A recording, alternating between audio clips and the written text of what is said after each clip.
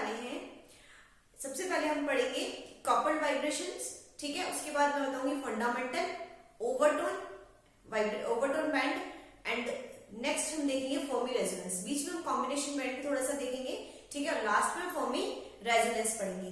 तो स्टार्ट करते हैं कपल्ड वाइब्रेशन से। कपल्ड वाइब्रेशंस, कपल्ड वाइब्रेशंस क्या होते हैं?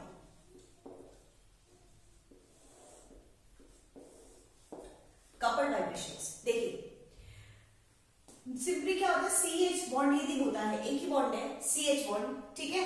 तो उसकी एक ही, उसको स्ट्रेच करने के लिए, स्ट्रेच या कंप्रेस करने के लिए एक ही वाइब्रेशन फ्रीक्वेंसी आएगी क्योंकि एक ही बॉन्ड है, ठीक है।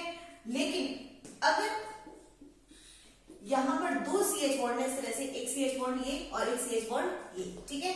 इस तरह से दो बॉन्ड है मेरे पास, CH बॉन्ड 1, CH बॉन्ड 2, ठीक है। तो CH बॉन्ड जब दो होने पर हमारे पास दो तरह के हम वाइब्रेशंस कर सकते हैं, स्ट्रेचिंग, सिमेट्रिक। मैंने आपको जब मोड्स ऑफ वाइब्रेशंस पढ़ाए थे तो वहां पे मैंने आपको समझाया था कि स्ट्रेचिंग कितने टाइप्स की होती है, दो टाइप्स की होती है, सिमेट्रिक और एसिमेट्रिक। जब दोनों बॉन्ड्स को या तो स्ट्रेच किया जाए या एक साथ कंप्रेस किया जाए तो उसको स्ट्रेचिंग वाइब्रेशन बोलते हैं, या फिर ऐसा किया जाए कि एक बॉन्ड को कंप्रेस और दूसरे को स्ट्रेच किया जाए तो उसको बोलते हैं एसिमेट्रिक वाइब्रेशंस, ठीक है। तो अगर मैं दोनों बॉन्ड्स को स्ट्रेच करती हूँ, इसको भी खींचती हूँ और इसको भी, दोनों को एक साथ खींचती हूँ, दोनों को एक साथ अंदर लेकर आती हूँ, तो उसको बोलेंगे सिमेट्रिक स्ट्रेचिंग। क्या बोलोगे इसको? Symmetric stretching. और अगर ऐसा होता है कि इस बॉन्ड को कंप्रेस करो, इस बॉन्ड को कंप्रेस करो और इसको खींचो, ठीक है, इसको भी खींचो, इसको दोनों के एक साइड, इसको कंप्रेस और इसको स्ट्रेच, तो उसको बोलेंगे एसिमेट्रिक स्ट्रेचिंग वाइब्रेशंस, ठीक है। तो अगर मान लीजिए दो CH बॉन्ड होते हैं तो हमारे पास यहाँ तो एक ही बॉन्ड था, तो एक ही, सिमेट्रिक एसिमेट्रिक कुछ नहीं, सब एक ही होगा, ठीक है। लेकिन अगर दो बॉन्ड्स इस तरह से होते हैं तो एक तो सिमेट्रिक हमारे पास स्ट्रेचिंग वाइब्रेशन आती है और दूसरी एसिमेट्रिक स्ट्रेचिंग वाइब्रेशन आती है, ठीक है। जिनमें से आपको पता है, मैंने आपको वहां पे भी बताया था मोड्स ऑफ वाइब्रेशन जब पढ़ाए थे कि एक साथ खींचना और एक साथ कंप्रेस करना ज्यादा इजी होता है, कम मेहनत लगती है, कम एनर्जी की जरूरत होती है। कम एनर्जी का मतलब न्यू बार कम, ठीक है। तो जो लोअर न्यू बार है वो आएगी किसके लिए? सिमेट्रिक स्ट्रेचिंग के लिए, सिमेट्रिक स्ट्रेचिंग के लिए। लेकिन अगर मान लीजिए एक बॉन्ड को अपन स्ट्रेच करें और दूसरे को कंप्रेस करें, उसमें ज्यादा मेहनत लगती है, ज्यादा एनर्जी की नीड होती है, तो उसके लिए हमारी जो फ्रीक्वेंसी या वेव नंबर की बात करते हैं स्पेक्ट्रोस्कोपी में, वो हायर वेव नंबर पर आएगी, ठीक है, हायर वेव नंबर पर आएगी। इसी ये दो जो हमारी पीक्स है, एक लोअर वेव नंबर और एक higher wave number, due to symmetric and asymmetric stretching vibrations, यही हमारी कपल्ड वाइब्रेशंस कहलाती है, ठीक है। तो जब आइसोलेटेड CH बॉन्ड हो इस तरह से तो हमारी एक ही पीक आएगी, एक ही वाइब्रेशन स्पेक्ट्रा आएगा। लेकिन अगर दो सिमेट्रिक यानी कि दोनों तरफ एक ही ग्रुप होना चाहिए, तो बी ए हो या बी हो, तो यहाँ पर H है। तो इस तरह से जब दो सेम सिमिलर ग्रुप लगे हुए हैं तो हमारे दो तरह के वाइब्रेशंस हो सकते हैं, सिमेट्रिक और asymmetric stretching vibration. Symmetric stretching vibrations के लिए हमारी वेव नंबर लोअर आएगा क्योंकि कम एनर्जी की नीड होती है, और एसिमेट्रिक स्ट्रेचिंग वाइब्रेशन के लिए हायर वेव नंबर पर हमारी पीक आएगी। इसी ये जो दो पीक आई है, लोअर और हायर वेव नंबर, इन्हीं को बोलते हैं कपल्ड वाइब्रेशंस। क्या बोलते हैं इनको? Coupled vibration. जैसे एग्जांपल अगर हम देखें तो एनहाइड्राइड की बात कीजिए, एनहाइड्राइड देखिए, एनहाइड्राइड में आपको पता है दो ग्रुप होते हैं इस तरह से, कार्बोनाइल ग्रुप्स होते हैं R एंड R, ठीक है। यहाँ पे दो कार्बोनाइल ग्रुप हैं, ठीक है। तो दो हमारी पीक्स आती हैं, एक तो सिमेट्रिक के लिए दोनों को एक साथ कंप्रेस और एक बार दोनों को एक साथ स्ट्रेच, तो दो पीक्स आती हैं। एक तो आती है आपकी 17-40 सेंटीमीटर इनवर्स के आसपास CO स्ट्रेचिंग, और एक आती है 18-40 सेंटीमीटर इनवर्स के आसपास, 10-20 ऊपर नीचे, ठीक है, डिपेंड करता है R पर, क्लियर। तो 17-40 सेंटीमीटर 18-40 सेंटीमीटर पर दो पीक्स आई है हमारी, एक तो स्ट्रेचिंग वाइब्रेशन के लिए होगी और एक एसिमेट्रिक स्ट्रेचिंग वाइब्रेशन के लिए होगी। जिनमें से जो ज्यादा वाली पीक होगी वो किसकी होगी? एसिमेट्रिक स्ट्रेचिंग वाइब्रेशन के लिए, और कम वाली होगी सिमेट्रिक स्ट्रेचिंग वाइब्रेशंस के लिए। तो ये हमारी जो पीक्स है वो क्या कहलाती है? Coupled vibrations. क्या कहलाती है? कपल्ड वाइब्रेशंस, ठीक है। अब देखिए ये जो कपल्ड वाइब्रेशंस है और ये जो दो पीक आई है वो फर्मी रेजोनेंस की वजह से भी आ सकती है। फर्मी रेजोनेंस लास्ट में डिस्कस करेंगे हम लोग। ये जो दो पीक है वो कपल्ड वाइब्रेशन तो है, साथ में किसकी वजह से भी आ सकती है? Fermi resonance. जैसे मैंने यहाँ लिखा हुआ है, फिर मैंने बताया था उस टाइम आपको कि मैं बताऊंगी फर्मी रेजोनेंस क्या होता है। दो पीक्स एल्डिहाइड में CH स्ट्रेचिंग की दो पीक आई है 2750 2850 ड्यू टू फर्मी रेजोनेंस। ठीक है, तो अभी लास्ट में डिस्कस करेंगे फर्मी रेजोनेंस क्या होता है। तो दो पीक्स किसकी वजह से आ सकती है, कपल्ड वाइब्रेशंस की वजह से भी आ सकती है और फर्मी रेजोनेंस की वजह से भी आ सकती है। ठीक है, तो ये हमारा कपल्ड वाइब्रेशन। नेक्स्ट टॉपिक पढ़ेंगे, सबसे पहले फंडामेंटल बैंड पढ़ेंगे, उसके बाद कॉम्बिनेशन बैंड, ओवरटोन बैंड, फिर लास्ट में हमारा आएगा फर्मी रेजोनेंस। देखिए फंडामेंटल एंड ओवरटोन्स देखेंगे, ये overtone band, fundamental and overtone band या ओवरटोन्स। ठीक है, देखिए जैसे मान लीजिए ये कोई ए मॉलिक्यूल है, इसको मैंने IR रेडिएशंस दिए। ए मॉलिक्यूल है कोई, उसको मैंने IR रेडिएशंस दिए, तो ये वाइब्रेशन एनर्जी लेवल बना रही हूं मैं, V1 है, V2 है, ठीक है, V3 है। ये क्या है, वाइब्रेशनल एनर्जी लेवल। ठीक है, वाइब्रेशनल लेवल बोल सकते हो आप। जब एक कोई कंपाउंड है उसको IR रेडिएशंस दिए, तो वो क्या करेगा, उस रेडिएशंस या उस एनर्जी को ऑब्जॉर्व करेगा, ऑब्जॉर्व करके हायर या अपर एनर्जी लेवल पर जाएगा, मान लीजिए V1 से V2 पर चला गया। ठीक है, तो इसके लिए जो एनर्जी उसने ऑब्जॉर्व की मान लीजिए E1 है। ठीक है, E1 एनर्जी को ऑब्जॉर्व करके V1 से V2 पर चला गया। अब आप क्या सोच रहे होंगे कि ये इस तरह से एनर्जी लेवल पे जा रहा है, जैसे ए मॉलिक्यूल यहाँ पे था पहले, फिर यहाँ चला गया, ऐसे नहीं होता। ठीक है, वाइब्रेशन लेवल में क्या होता है कि कोई भी चीज दो है, ये स्प्रिंग के समान बॉन्ड मानते हैं अपन, तो ये जो बॉन्ड है हमेशा वाइब्रेट करता रहता है। ठीक है, आपको पता है यही मानते हैं कि ठोस गोले की, इनको इमेजिन कर लेते हैं कि ये ठोस गोला है A और B और बीच में स्प्रिंग से जुड़ा हुआ है। ठीक है, तो ये जो स्प्रिंग है हमेशा क्या करती रहती है, वाइब्रेट करती रहती है, तो ये बॉन्ड हमेशा वाइब्रेशंस करता रहता है। ठीक है, लेकिन जैसे ही इसको एनर्जी मिली, इसके वाइब्रेशंस बढ़ जाते हैं। एनर्जी को गेन करके, जब इसने एनर्जी को गेन किया तो उसकी वाइब्रेशंस जो होंगे बढ़ जाएंगे, तो हम बोलेंगे V2 एनर्जी, मतलब वाइब्रेशंस के अकॉर्डिंग। अगर वाइब्रेशंस और ज्यादा बढ़ गए, इसने और ज्यादा एनर्जी अब्सॉर्ब कर ली, वाइब्रेशंस और ज्यादा बढ़ गए, तो ये V3 एनर्जी लेवल पे चला जाएगा। ठीक है, अब आई बात समझ में कि इनका क्या मतलब है एनर्जी लेवल का। V1 ऐसा नहीं कि A यहाँ से यहाँ पहुंचे, ऐसा नहीं है। वाइब्रेशन से मतलब है कि अगर वाइब्रेशंस कम है तो मतलब ग्राउंड लेवल पर है, वो वाइब्रेशन तो हमेशा करता ही रहेगा। लेकिन अगर इसको एनर्जी मिल गई तो वाइब्रेशंस तेज हो जाएंगे इसकी, तो वाइब्रेशंस के अकॉर्डिंग अगर हल्के तेज हुए तो V2 एनर्जी लेवल पे चला गया, और वाइब्रेशंस तेज हुए तो V3 एनर्जी लेवल पर चला गया, इस तरह से। और वाइब्रेशंस इसके फास्ट हो गए तो V4 एनर्जी लेवल पे चला गया, ऐसे मानते हैं। ठीक है, तो E1 एनर्जी को उसने अब्सॉर्ब किया और V2 वाइब्रेशन लेवल यानी इसके वाइब्रेशन लेवल बढ़ गए। अब सुनो एक चीज और, ये हालांकि कॉन्सेप्ट है, पुराना कॉन्सेप्ट है, लेकिन एक बार यहाँ पे भी डिस्कस कर देती हूँ। देखिए V2 वाइब्रेशन लेवल पे चला गया, वाइब्रेशंस होते रहेंगे, लेकिन ड्यूरिंग द वाइब्रेशंस के दौरान, जिन वाइब्रेशंस के द्वारा, ठीक है, इसकी डाइपोल मोमेंट चेंज होता है, AB का डाइपोल मोमेंट चेंज होता है, केवल वो ही IR एक्टिव होते हैं, बाकी IR इनएक्टिव। ये AB वाइब्रेशंस करता रहेगा, हमेशा वाइब्रेशंस करता रहेगा, इसको एनर्जी मिली तो वाइब्रेशंस तेज हो जाएंगे इसके, लेकिन जो वाइब्रेशंस इसके डाइपोल मोमेंट में चेंज करेंगे, इसके द्विध्रुव आघूर्ण को चेंज कर देंगे, जो वाइब्रेशंस, वही IR एक्टिव होंगे, वही सिग्नल IR एक्टिव होंगे।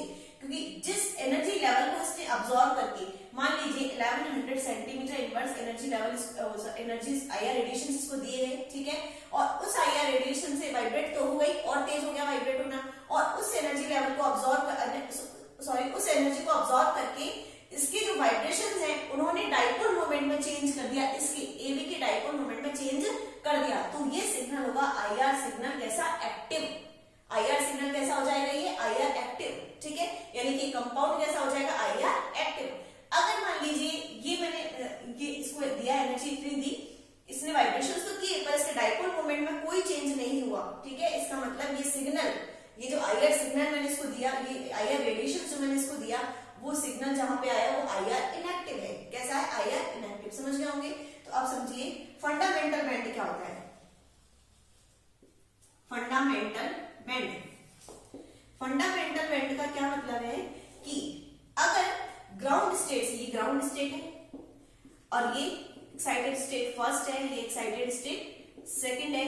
अगर मान लीजिए कोई भी मॉलिक्यूल ग्राउंड लेवल से, ठीक है, ग्राउंड स्टेट से फर्स्ट एक्साइटेड स्टेट में जाता है, यानी V1 से V2 में जाता है, तो उसको बोलेंगे, जो बैंड हमें मिलेगा उसको बोलेंगे फंडामेंटल बैंड, यानी कि V0 से कहाँ गया V1 में, और उसके लिए एनर्जी कितनी अब्सॉर्ब करी उसने, E1 एनर्जी अब्सॉर्ब की है। ठीक है, तो समझ में आ गया होगा फंडामेंटल बैंड किसे कहते हैं, जब ग्राउंड स्टेट से फर्स्ट एक्साइटेड स्टेट में जाए तो उसको बोलते हैं फंडामेंटल बैंड।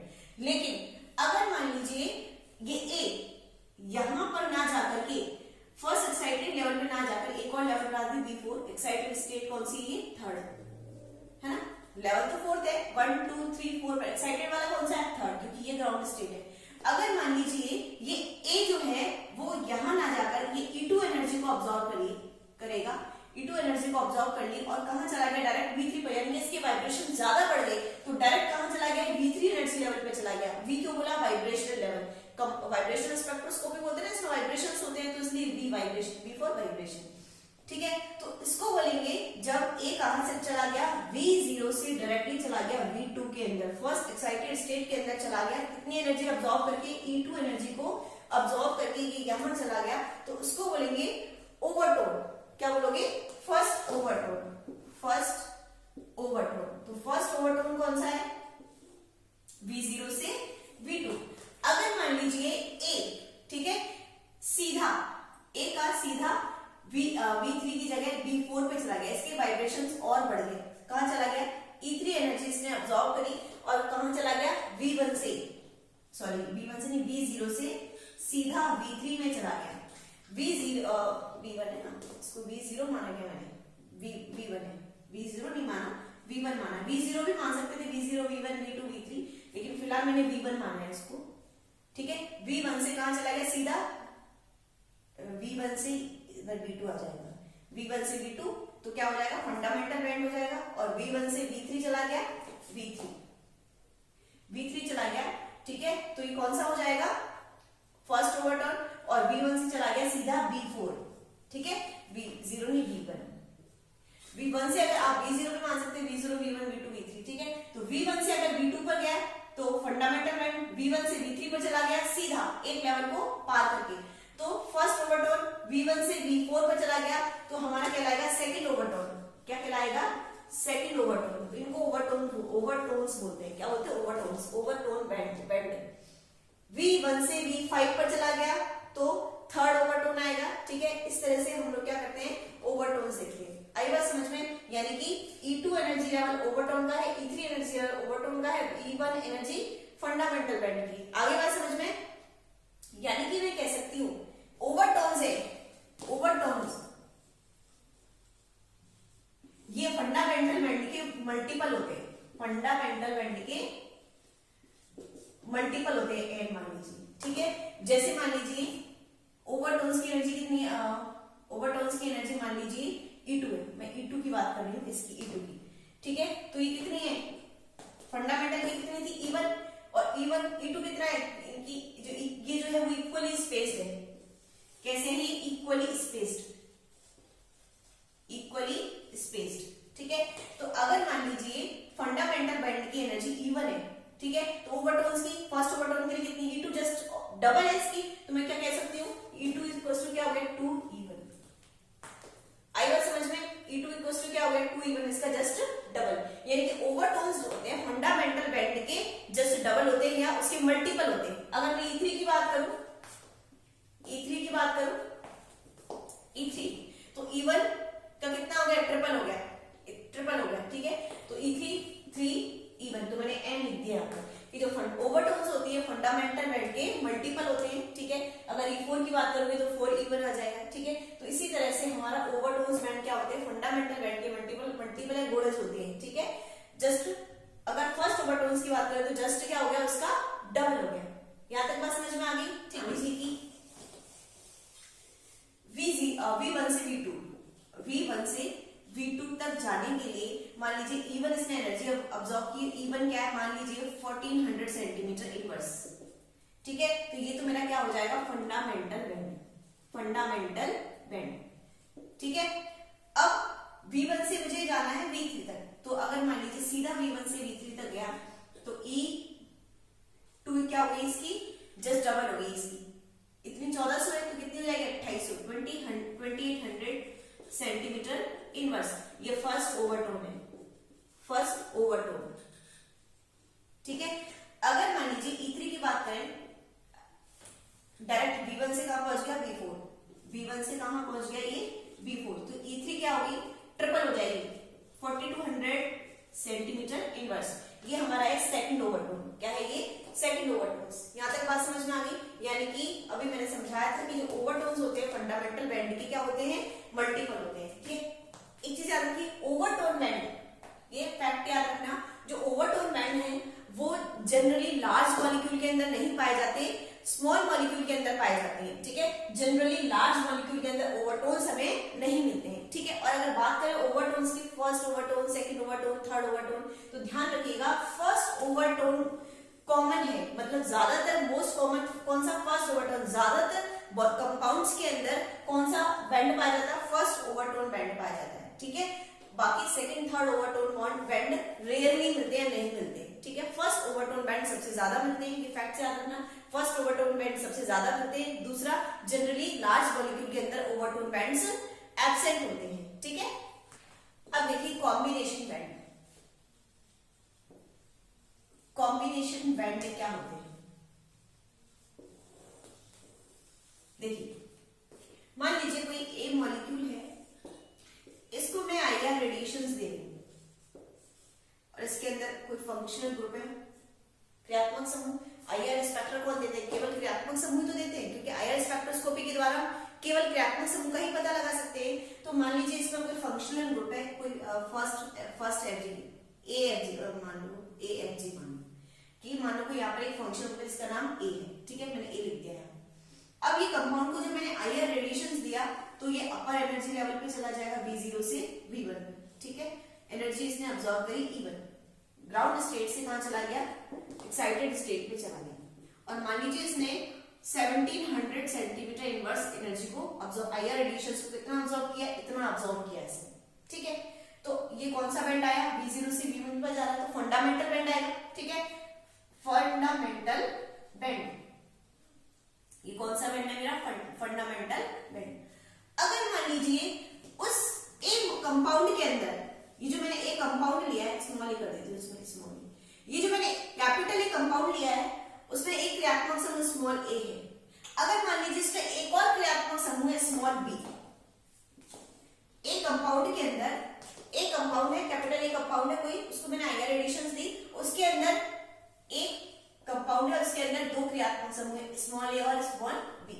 ठीक है, तो एक कंपाउंड है, जब मैंने इसको आईआर रेडिएशंस दी तो उसका जो एक क्रियात्मक समूह है उसका जो ग्राउंड स्टेट से एक्साइटेड स्टेट में चला जाएगा, उसका E1 कितना है, 1700 सेंटीमीटर इनवर्स, इसको बोलेंगे फंडामेंटल बैंड। मान लीजिए इसमें एक और क्रियात्मक समूह बी है। ठीक है, कौन सा क्रियात्मक समूह, बी क्रियात्मक समूह है, वो भी क्या करेगा, एनर्जी को क्या करेगा, पहले वाले में क्रियात्मक समूह ने एनर्जी अब्सॉर्ब करी, दूसरे वाले में क्या करेगा, उस एनर्जी को अब्सॉर्ब करेगा, ऊपर अपर लेवल एनर्जी लेवल पे चला जाएगा। इसको बोलेंगे मैं V1 प्राइम बोल देती हूँ, ये V0 बोला ना, सॉरी V0 बोल दो इसको, V0 प्राइम, ये V0 डिफरेंशिएट करने में प्राइम लगा दिया, और ये V1 प्राइम। ठीक है, एनर्जी इसने अब्सॉर्ब करी E1 प्राइम, डिफरेंशिएट करने के लिए प्राइम लगा रही हूँ। ठीक है, तो E1 इसने एनर्जी अब्सॉर्ब करी E1 प्राइम, दूसरे वाले क्रियात्मक समूह ने एनर्जी अब्सॉर्ब करी है। ठीक है, मान लीजिए उसकी एनर्जी है 1000 सेंटीमीटर इनवर्स, मान लीजिए थोड़ा सा इसका एनर्जी लेवल 1700 बनाया, तो मैं इसको थोड़ा सा 1000 के अकॉर्डिंग थोड़ा सा कम बना देती हूँ। ये लीजिए E1 प्राइम और ये क्या है V1 प्राइम, छोटा इसलिए किया क्योंकि 1700 है तो ये 1000 के अकॉर्डिंग थोड़ा कम हो गया। ठीक है, बाकी ये तो हम सपोज कर रहे हैं, ऐसा कुछ नहीं है। 1000 सेंटीमीटर इनवर्स इसने क्या करी, एनर्जी को अब्सॉर्ब किया है, तो इसका भी फंडामेंटल बैंड आएगा, ग्राउंड स्टेट से अपर फर्स्ट एक्साइटेड स्टेट पर जा रहा है, तो ये भी फंडामेंटल बैंड होगा, फंडामेंटल बैंड।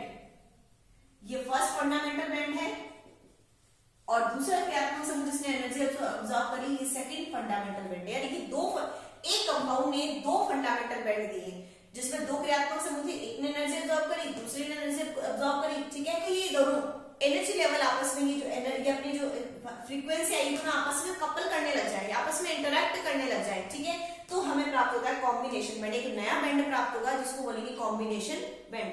एक कंपाउंड था ए जिसके अंदर दो क्रियात्मक समूह स्मॉल ए स्मॉल बी, दोनों ने क्या करा, एनर्जी अब्सॉर्ब की, दोनों ने फंडामेंटल बैंड अपने अपने दी। लेकिन अगर ये दोनों फंडामेंटल बैंड आपस में इंटरैक्ट करने लग जाए, आपस में कपल करने लग जाए, ठीक है, तो एक नया बैंड प्राप्त होता है जिसे बोलते हैं कॉम्बिनेशन बैंड। जैसे तो फिर कॉम्बिनेशन बैंड एक नया बैंड है, तो उसकी एनर्जी भी क्या होगी, एक नई एनर्जी होगी। नई एनर्जी को मैं E2 मान रही हूँ, तो वो किसके बराबर होगी, E1 प्लस E1 प्राइम। तो E2 नई एनर्जी कितने सेंटीमीटर इनवर्स पर आई, 1700 प्लस 1000 सेंटीमीटर इनवर्स, यानी कि E2 कितना आ गया, 2700 सेंटीमीटर इनवर्स। इतने पर हमें कॉम्बिनेशन बैंड प्राप्त होगा, एक नया बैंड प्राप्त होगा जिसको बोलेंगे हम कॉम्बिनेशन बैंड। ये बैंड हमारे फंडामेंटल बैंड थे, लेकिन दोनों को ने जब आपस में कपल कर लिया, इंटरेक्ट कर लिया, तो एक नया बैंड हमें मिला जिसको बोलेंगे हम कॉम्बिनेशन बैंड E2, ठीक है, जो कि दोनों का क्या होता है, सम होता है, ठीक है, sum of two fundamental bands. Combination band क्या है, sum of two fundamental band, दो फंडामेंटल बैंड का योग, ठीक है। तो ये हमारा हो गया कॉम्बिनेशन बैंड। अब नेक्स्ट देखते हैं, देखेंगे हम फर्मी रेजोनेंस, ठीक है, फर्मी रेजोनेंस।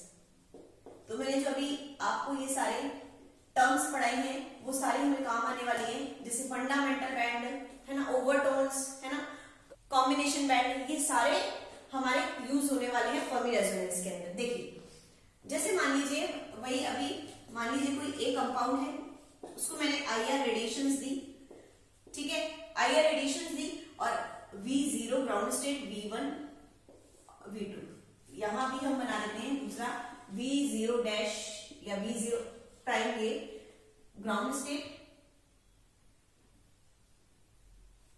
V1 प्राइम और V2 प्राइम, ठीक है।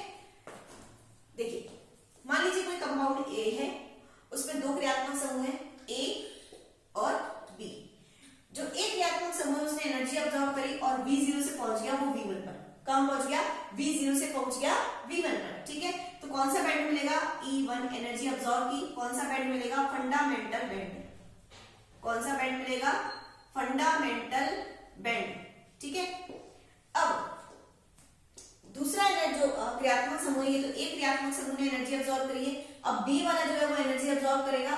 तो अगर मान लो उसने थोड़ी कम एनर्जी अब्सॉर्ब करी तो वो V0 प्राइम से V1 प्राइम पर पहुंच जाएगा, इसकी एनर्जी E1 प्राइम हो जाएगी। लेकिन अगर उसने ज्यादा एनर्जी अब्सॉर्ब कर ली तो वो सीधा V0 प्राइम से V2 प्राइम पर पहुंच जाएगा और इसको बोलेंगे E2 प्राइम। इस एनर्जी को मतलब इतनी E2 प्राइम एनर्जी उसने अब्सॉर्ब कर ली, ठीक है, डिफरेंशिएट करने के लिए प्राइम लगाया, बाकी कुछ नहीं है। देखिए अब क्या होगा, यहां तक बात समझ में आ गई। एक क्रियात्मक समूह ने ग्राउंड स्टेट से गया फंडामेंटल में, ग्राउंड स्टेट से गया फर्स्ट एक्साइटेड स्टेट पर जिसको बोलेंगे फंडामेंटल। V0 प्राइम में V1 से प्राइम तक गया तो फंडामेंटल बैंड, और अगर V0 प्राइम से सीधा V2 प्राइम पर पहुंच गया तो उसको बोलेंगे फर्स्ट ओवरटोन बैंड। क्या बोलोगे, फर्स्ट ओवरटोन बैंड, ठीक है। अब यदि ये दोनों एनर्जी लेवल सेम हो, ये वाला और ये वाला लगभग सेम हो, बिल्कुल सिमिलर की बात नहीं कर रही हूं, ऑलमोस्ट सेम हो, ठीक है। ये एनर्जी लेवल V0 V1 और V0 से V2 डैश, ये दोनों एनर्जी लेवल इक्वली हो, ऑलमोस्ट इक्वल हो, ठीक है। अब थोड़ा ऊपर नीचे हो सकता है, लेकिन अगर ऑलमोस्ट इक्वल हो तो आपस में रेजोनेंस करने लग जाते हैं, आपस में इंटरेक्ट करने लग जाते हैं, ठीक है। तो आपस में जब ये इंटरेक्ट करते हैं, कौन से energy level, fundamental band of first functional group, fundamental band of first functional group and first overtone band of second functional group, ठीक है। रेजोनेंस करने लग जाए आपस में, रेजोनेंस बिटवीन, क्या बोलोगे, resonance between fundamental band of first functional group and first overtone of second functional group. जब आपस में एक दूसरे से कपल इंटरैक्ट या रेजोनेंस करने लग जाए तो उसको बोलेंगे फर्मी रेजोनेंस। क्या बोलोगे, फर्मी रेजोनेंस। ये E1 और ये E2 डैश, कौन से, E1 और E2 डैश आपस में जब रेजोनेंस करने लग जाते हैं तो उसको बोलते हैं, रेजोनेंस करने लग जाते हैं तो आप उसको क्या बोलते हैं, फर्मी रेजोनेंस। अभी रेजोनेंस क्या होता है, रेजोनेंस का मतलब कि ये अपनी एनर्जी को इसको ट्रांसफर कर दे, ये अपनी एनर्जी को इसको ट्रांसफर कर देता है, ठीक है।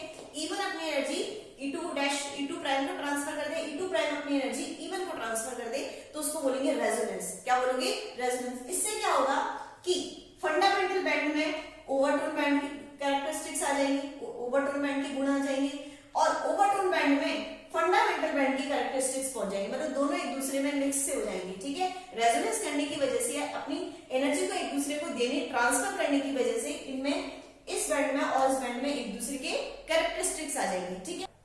उससे क्या होगा कि इसका जो बैंड हुआ, इसका जो बैंड मिलेगा, ठीक है, मान लीजिए इसका ये बैंड मिला, मान लीजिए इसका ये बैंड मिला है, ठीक है। अलग अलग बैंड की बात करें, मान लीजिए फंडामेंटल बैंड है इसका और ये फर्स्ट ओवरटोन बैंड है इसका, ठीक है। ये शार्प होता है, ये थोड़ा ब्रॉड होगा, ध्यान रखना। फंडामेंटल बैंड हमेशा शार्प होते हैं, ठीक है, ये स्ट्रांग होते हैं, जबकि ओवरटोन बैंड हमेशा वीक होते हैं। ओवरटोन बैंड कैसे होते हैं, वीक होते हैं, और फंडामेंटल बैंड शार्प होते हैं। इस तरह से जब ये दो बैंड मुझे मिले, एक तो ये फंडामेंटल बैंड और ये ओवरटोन्स बैंड, ये दोनों जब कपल करने रेजोनेंस करने लगे, ठीक है, तो दोनों में एक दूसरे की पार्शियली कैरेक्टरिस्टिक्स आ गए, ठीक है, हर उसमें। तो क्या होगा, ये जो बैंड है, ये दो बैंड मिले, ये बाइफरकेट हो जाएगा, मतलब ठीक है, डबलेट बन जाएगा, एक से ही दो, इस तरह से, ठीक है। ये बैंड क्या हो जाएगा, बाइफरकेट हो जाएगा, यानी कि हमें दो डबलेट मिलेगी, जैसे यहाँ पे मिली ना दो डबलेट, ड्यू टू फर्मी, जैसे बताया सीएच स्ट्रेचिंग की 2750 2850 ड्यू टू फर्मी रेजोनेंस की वजह से, ठीक है। तो हमें क्या मिलने लगेगी, डबलेट मिलने लगेगी। सिंगलेट की जगह क्या मिलने लगेगी, जैसे हमारे स्पेक्ट्रोस्कोप में देखते हैं डबलेट ट्रिपलेट, तो इस तरह से हमें ये जो बैंड है बाइफरकेट होने की वजह से हमें क्या मिलने लगेगी, इसकी डबलेट मिलने लगेगी और दो स्ट्रॉन्ग पीक मिलेंगी। जहां ओवरटोन बैंड वीक होता था, वही अब क्या हो जाएगा, स्ट्रॉन्ग हो जाएगा ड्यू टू फर्मी रेजोनेंस, ठीक है। पहले हमें फंडामेंटल बैंड की तो स्ट्रॉन्ग पीक मिलती थी, लेकिन ओवरटोन बैंड की थोड़ी वीक पीक मिलती थी, लेकिन दोनों में एक दूसरे के जब कैरेक्टरिस्टिक्स आ गए, तो इसकी वजह से हमें दो स्ट्रॉन्ग पीक मिली, ठीक है। दोनों ये जो बैंड थे बाइफरकेट हो गए, एक दूसरे डिपार्टेड हो गए, एक दूसरे मतलब दोनों एक बन के और डबलेट बन गई इसकी, और दो जो बैंड है वो बहुत ही शार्प या स्ट्रॉन्ग मिलेंगे हमको, ठीक है। तो इसी को बोलेंगे फर्मी रेजोनेंस। आई बात समझ में। इसे सबसे पहले इनको फर्मी नामक साइंटिस्ट था, उसने CO2 में देखा था। जो फर्मी रेजोनेंस का जो प्रोसेस है या फर्मी रेजोनेंस जो है, वो सबसे पहले इर्को फर्मी नामक एक साइंटिस्ट है, उन्होंने CO2 मॉलिक्यूल्स में देखा था। तो नेक्स्ट वीडियो में पूरा CO2 मॉलिक्यूल्स के लिए फर्मी रेजोनेंस कितने उसमें सिग्नल होते हैं, कितने IR एक्टिव होते हैं, टोटल सिग्नल कितने हैं, टोटल वाइब्रेशंस कितने IR एक्टिव, कितने IR इनएक्टिव हैं, और उसके अंदर फर्मी रेजोनेंस कैसे देखा फर्मी ने, वो सब नेक्स्ट वीडियो के अंदर पढ़ेंगे, क्योंकि वीडियो लंबा हो जाएगा। इसलिए आज की वीडियो यही कंप्लीट करते हैं। अगर अच्छा लगा हो तो लाइक करना, शेयर करना अपने फ्रेंड्स को, और चैनल को सब्सक्राइब करना मत भूलना। Thank you.